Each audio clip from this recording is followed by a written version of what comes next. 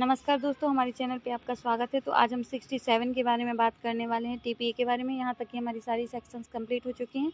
आइए देखते हैं सेक्शन 67 क्या बात करता है। सेक्शन 67 पूर्वबंध या विक्रय का अधिकार बारे में बात करता है।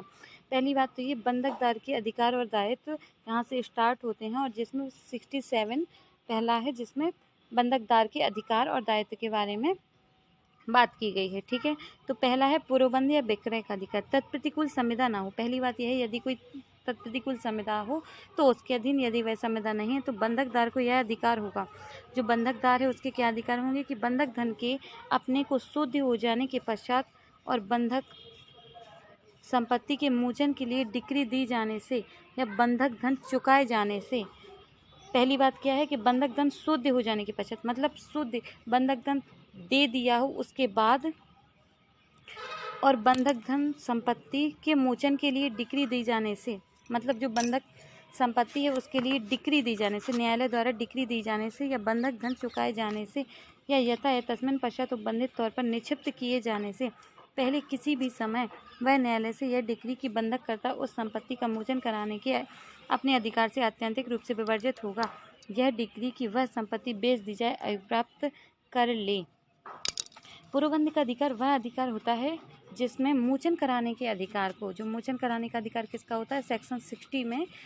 सेक्शन 60 के साथ यदि आप इसे पढ़ेंगे तो आपको ज़्यादा समझ में आएगा। मैंने पिछली वीडियो में बताया है, फिर भी मैं बताती हूँ कि जो बंधक करता है उसका क्या अधिकार होता है। अपनी संपत्ति है, जैसे उसने संपत्ति बंधक रखी थी, ये वाली संपत्ति, ठीक है, स्थावर संपत्ति को बंधक रखा था, पूरा पैसा चुका दिया है समय और स्थान में, जो समय नियत किया गया था उस समय और स्थान के अंतराल में अंतर्गत पूरा पैसा चुका दिया गया है, तो बंधककर्ता का यह अधिकार हो जाता है कि वह उस संपत्ति का मोचन करा सकता है। ठीक है, मोचन करा सकता है, और मोचन न्यायालय की डिक्री द्वारा भी कराया जा सकता है। यदि ये वाला व्यक्ति जो बंधकदार है वो संपत्ति देने से मना करता है तो क्या होगा कि न्यायालय की डिक्री लाकर भी मोचन कराया जा सकता है। तो यही ये पूर्वबंध में बताता है कि यदि न्यायालय की डिक्री प्राप्त नहीं हुई है और यदि जो शुद्ध पैसा है वह निश्चित समय और स्थान पर नहीं दिया गया है, बंधककर्ता द्वारा पैसा नहीं दिया गया है समय और स्थान पर। दूसरी बात है, न्यायालय की डिक्री नहीं दी गई है, या बंधक धन चुकाए जाने से, या यथा तस्मिन पश्चात उपबंधित तौर पर निक्षिप्त किए जाने से पहले, मतलब बंधक धन चुकाया नहीं गया है या दिया गया था तो निक्षिप्त कर दिया गया है, या निक्षिप्त कर दिया गया है, मतलब न्यायालय में जमा कर दिया गया। निक्षिप्त का मतलब होता है न्यायालय में जमा कर देना। तो निक्षिप्त किए जाने से पहले मतलब उस संपत्ति को ये सब नहीं किया गया है तो क्या होगा, ना ही न्यायालय में जमा किया गया, तो न्यायालय से ना ही डिक्री प्राप्त हुई है, तो क्या होगा कि निक्षिप्त किए जाने से पहले किसी भी समय वह न्यायालय से यह डिक्री की बंधक करता उस संपत्ति का मोचन कराने के अपने अधिकार से आत्यंतिक रूप से विवर्जित होगा।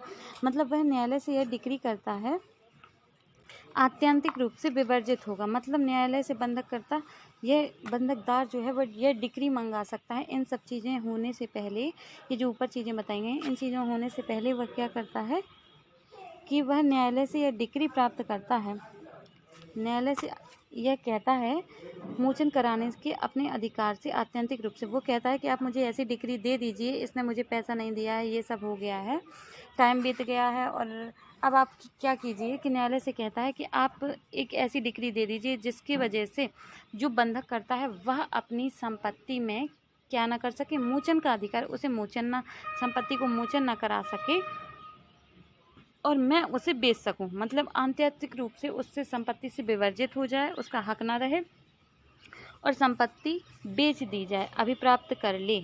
मतलब बंधकदार यह न्यायालय से डिक्री ऐसी प्राप्त कर लेता है कि बंधककर्ता जो है वह संपत्ति में मोचन का अधिकार ना रखे और न्यायालय उस संपत्ति जो वो मोचन का अधिकार था वह ख़त्म कर दे। ठीक है, ऐसी डिक्री अभिप्राप्त करने के लिए कहता है, और ऐसी डिक्री यदि प्राप्त हो जाती है तो उसे ही पूर्वबंध कहते हैं। जो पूर्वबंध होता है और जो मोचन होता है ये एक दूसरे के साथ पढ़े जाते हैं। यदि पूर्वबंध का अधिकार बंधकदार का होता है और जो विक्रय का पूर्वबंध का अधिकार किसका होता है, बंधकदार का होता है, और मोचन कराने का अधिकार, अपनी संपत्ति को वापस लेने का अधिकार बंधककर्ता का होता है। ठीक है, यदि बंधककर्ता संपत्ति का मोचन करा लेता है तो पूर्वबंध नहीं किया जा सकता, और यदि पूर्वबंध हो जाता है तो मोचन नहीं किया जा सकता। अब आप मुझे बताएंगे कि अगर एक हो जाता है दूसरा क्यों नहीं हो सकता। ठीक है, ये आज का होमवर्क है और आगे देखते हैं। डिक्री अभिप्राप्त करने के लिए बात की बंधक संपत्ति का मोचन कराने के अपने अधिकार से अत्यधिक रूप से विवर्जित होगा, पूर्वबंधवाद कहलाता है। हाँ, यही बात की गई है कि यदि वह ऐसा न्यायालय से डिक्री प्राप्त कर लेता है बंधकदार, तो जो वाद किया गया था तरह की कोई बात इनके अंतर्गत नहीं आएगी। किन के अंतर्गत नहीं आएगी? तो पहला जो बताई गई है कंडीशन वो बताई गई है, सशर्त विक्रय वाले बंधकदार से भिन्न या ऐसे विलक्षण बंधक वाले बंधकदार से भिन्न जिसके निबंधन द्वारा वह पूर्वबंध कराने का हकदार है। किसी बंधकदार को पूर्वबंध बाद संचित कराने या किसी भोग बंधकदार को अपनी वैसी हैसियत में या सशर्त विक्रय वाले किसी बंधकदार को अपनी जैसी हैसियत में विक्रय के लिए बाद संचित करने को प्राधिकृत करती है। अथवा मतलब ये है कि दोनों में ही पूर्वबंध हो सकता है। अगर सीधा देखा जाए तो इन दोनों में ही सशर्त विक्रय बंधक और विलक्षण बंधक में ही पूर्वबंध हो सकता है और किसी में नहीं हो सकता है। पहली बात तो ये कर दी गई है। अब इसका जो दूसरा देखते हैं, दूसरा क्या कहता है, उस बंधकदार को जो बंधकदार के अधिकार उसके न्यासीधारी या विधिक प्रतिनिधि की हैसियत में धारित करता है और जो संपत्ति के विक्रय के लिए बाद ला सकता है, पूर्वबंध बाद संचित करने को प्राधिकृत करती है।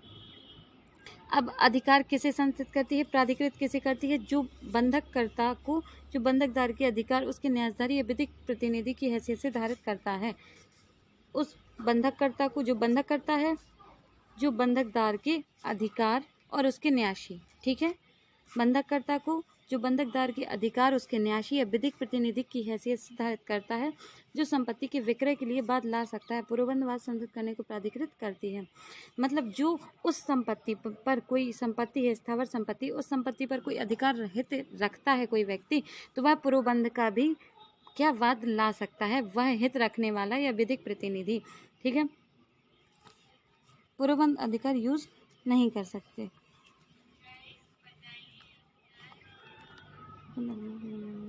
विधिक प्रतिनिधि की हैसियत में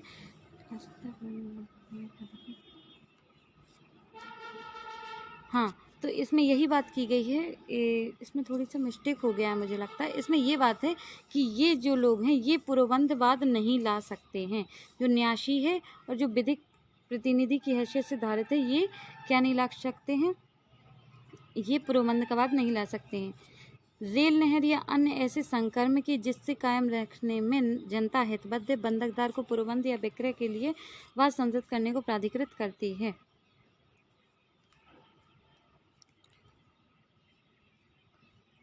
अब इसमें ये है, इसमें तो ये था कि पूर्वबंध का वाद यूज़ नहीं कर सकता।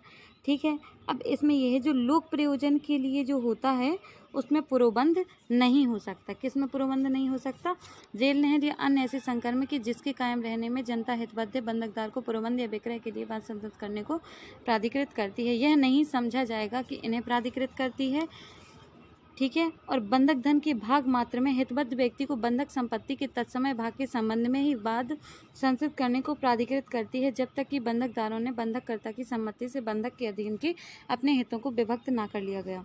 इसमें ये बात की गई है कि यदि एक संपत्ति के कई लोग हैं, ठीक है, एक संपत्ति में कई लोग बंधककारी हैं, ठीक है, तो उनमें से एक अपने अंश के लिए तब तक वाद नहीं ला सकता।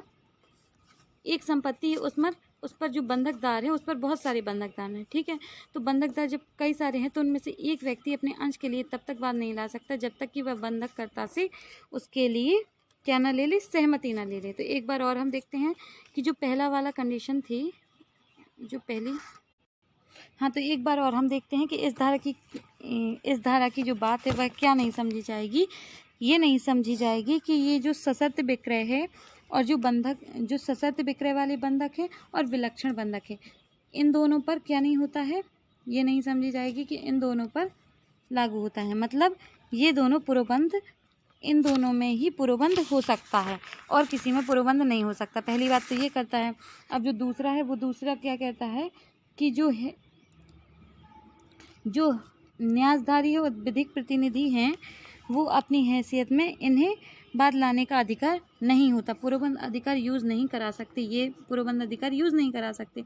जो तीसरा है इसमें बताया गया है कि लोक प्रयोजन के लिए जो लोक प्रयोजन के लिए ये जो चीज़ें होती हैं इसमें पूर्वबंध यूज़ नहीं किया जा सकता। और जो चौथा है उसमें बताता है कि एक संपत्ति में कई बंधकदार हैं, एक संपत्ति में कई बंधकदार हैं तो उन बंधकदारों में से यदि एक बंधकदार है वह अपने अंश का पूर्वबंध कराना चाहता है तो उसे किससे सहमति लेनी होगी, बंधककर्ता की सहमति लेनी होगी। तो आई होप आपको समझ में आया होगा। थैंक यू दोस्तों, आज के लिए सिर्फ इतना ही।